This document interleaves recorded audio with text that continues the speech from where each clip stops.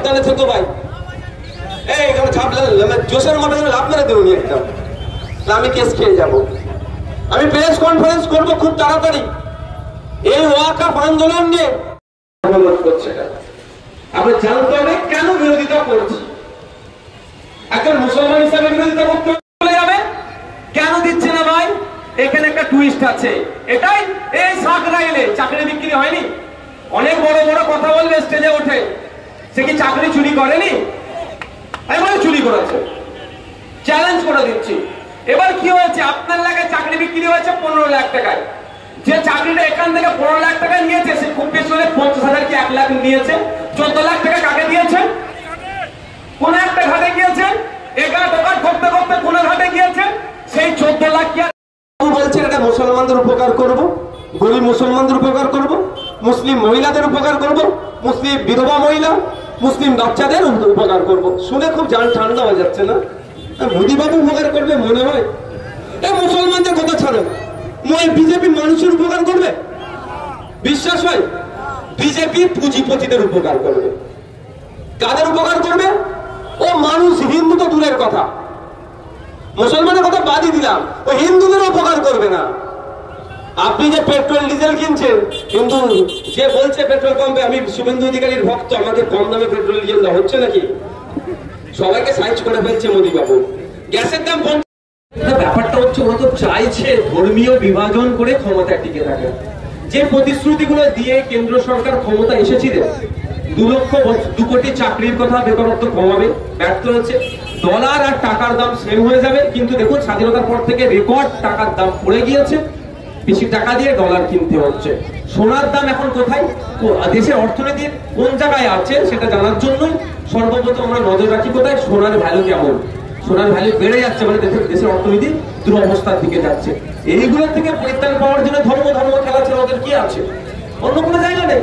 একবারের জন্য বলছে না, যে সমস্ত জঙ্গিরা আক্রমণ করেছে একটাও ছাড় পাবে না, এবং এর পেছনে যারা আছে তারাও, তাদেরকে খুঁজে বার করে আমরা সর্বোচ্চ শাস্তি দেবো, এই দাবি তুলছে না, ওই ধর্মের জিগির তুলছে। চেষ্টা করবে বিজেপি, আর তার দোসর যারা আছে তারা চেষ্টা করবে। আমাদের হচ্ছে কথা, বক্তব্য একটাই, কাশ্মীরে যেভাবে সন্ত্রাস সংগঠিত হয়েছে, এর দায়ভার কেন্দ্র সরকারকে নিতে হবে, স্বরাষ্ট্র দপ্তরকে নিতে হবে, এবং কারা এর সাথে যুক্ত সর্বোচ্চ শাস্তির ব্যবস্থা করতে হবে। 26-এ গতকাল পশ্চিমবঙ্গের রাজ্যপাল যারা দাঙ্গাতে ক্ষতিগ্রস্ত হয়েছিল তাদের কাছে দেখা করতে গিয়েছিলেন। তিনি কিছু সম্প্রদায়ের লোকের সঙ্গে দেখা করেছিলেন, বাদবাকি কিছু সম্প্রদায়ের লোকের সঙ্গে যায়নি। এমনকি ন্যাশনাল চ্যানেলও তাদের কাছে যায়নি। আমি বলছি, রাজ্যপাল আমাদের একটা সাংবিধানিক প্রধান রাজ্যপালকে আমরা আপাতমস্তক নিরপেক্ষতার সাথে আমরা দেখি, কিন্তু দুর্ভাগ্যের বিষয় এই মুর্শিদাবাদের ইনসিডেন্টের পরে, মুর্শিদাবাদের কয়েকটি জায়গায় যে ইনসিডেন্ট ঘটেছিল, রাজ্যপাল মহোদয় তিনি যাবার মন স্থির করেছিলেন এবং গিয়েছিলেন, আমি মনে করি যাওয়া দরকার। কিন্তু দুর্ভাগ্য আমাদের, তিনি সেখানে গিয়ে যে আচরণটা হলো তার পক্ষ থেকে একটা রাজনৈতিক দলের নেতাদের মতো হয়ে গেল। তেনার তো প্রত্যেকটা জায়গায় যাওয়া দরকার, যারা এফেক্টেড, যারা ক্ষতিগ্রস্ত, প্রত্যেকের কাছে গিয়ে তাদের কথা শুনে যথাযথভাবে তাদের কিভাবে রিলিফ করা যায় তার ব্যবস্থা করা। কিন্তু আমাদের দুর্ভাগ্য, আমাদের রাজ্যের যিনি রাজ্যপাল বর্তমানে আছেন, তার আচরণটা বা তার ভিজিটটা পলিটিক্যাল ভিজিটের মতো হলো। 26-এ ব্রিগেডে পারমিশন দেওয়া হলো না, বিষয়ে কি বলবেন? দেখুন, একটা কোর্টে মামলা চলছে, আগামীকাল বেলা 1:30টায় আছে। আশা করছি আমরা আইনের মাধ্যমে ন্যায়কে প্রতিষ্ঠান লড়াই পারমিশন পাবো। তবে একটা কথা বলছি, কেন কোর্টে যেতে হবে ভাই? রাজনৈতিক দলের প্রোগ্রাম হচ্ছে, ভিন্ন ধর্মীয় প্রোগ্রাম হচ্ছে, সেখানে অসুবিধা নয়। এই প্রোগ্রাম করলে কোর্টে যেতে হচ্ছে কেন? কারা মধ্যখান থেকে ফুসলাচ্ছে, কারা এটাকে ভিতর থেকে আটকানোর চেষ্টা করছে, খুঁজে বার করতে হবে।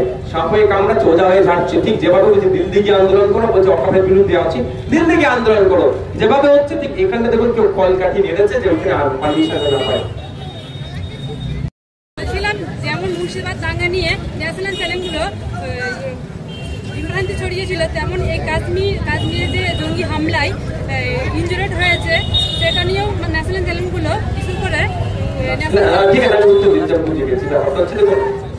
হলুদ মিডিয়া বলা হয়, গদি মিডিয়া বলা হয়। দেখুন, মিডিয়া স্বাধীনতা দিয়ে আমাদের দেশের র্যাঙ্ক 159 আউট অফ 75 মানে 180টার মধ্যে 180টি দেশের মধ্যে আমাদের মিডিয়া স্বাধীনতাতে 159, যেমন আমাদের দুর্ভাগ্য ঠিক একইভাবে এশিয়া মহাদেশের মধ্যে ফেক খবর ছড়ানোতে আমরা টপ 3 এর মধ্যে আছি। এটা আমাদের দুর্ভাগ্য। আমরা তথাকথিত বলি গণতন্ত্রের চতুর্থ স্তম্ভ মিডিয়াকে, আজকে দুর্ভাগ্যের বিষয় মিডিয়াও জানো এই প্রোপাগান্ডায় সামিল হচ্ছে। সেই সমস্ত মিডিয়াদেরকে আমরা ধিক্কার জানাই, যারা দেশের সার্বভৌমত্ব, দেশের সম্প্রীতি, দেশের ঐক্য বিনষ্ট হয়ে যাবে তাদের খবর পরিবেশনের মাধ্যমে।